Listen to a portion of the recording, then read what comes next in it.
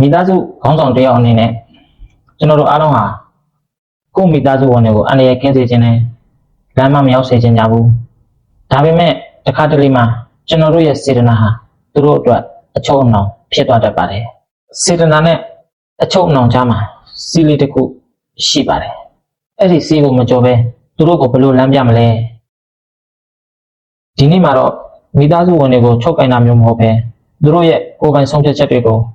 ယုံကြည်ပေးရတဲ့ဘယ်လိုဥဆောင်မလဲဆိုတဲ့အချက်တွေကိုမျှဝေပေးသွားမှာပါ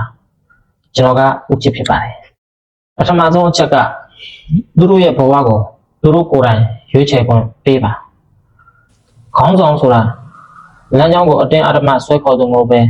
လမ်းဘေးကမီးရှူးတိုင်းလိုပဲဖြစ်တင်ပါတယ်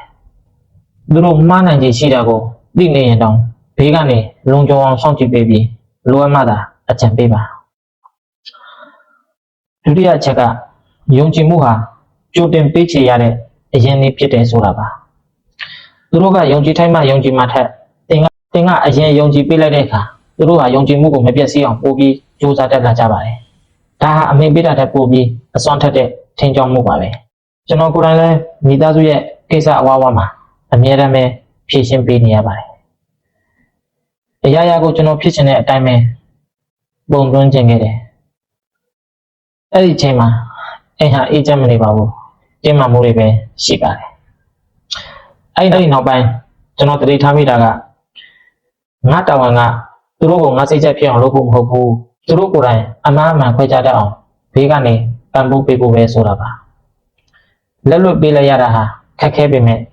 အဲ့ဒီလိုလွတ်လပ်ခွင့်ပေးလိုက်တဲ့အခါမှာကျွန်တော်တို့ကြားမှာပိုပြီးနှဆိုင်တဲ့နားလည်မှုတွေရလာခဲ့ပါတယ်မိတ်ဆွေ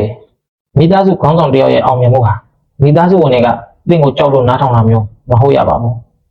ချစ်လို့လေးစားလို့သင်ပေးတဲ့လမ်းညွှန်ချက်ကိုတန်ဖိုးထားတာမျိုးပဲဖြစ်ရပါမယ်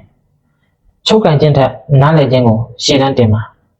သင်မိသားစုဟာသင်လက်ခုပ်ထဲကရေမဟုတ်ဘဲနဲ့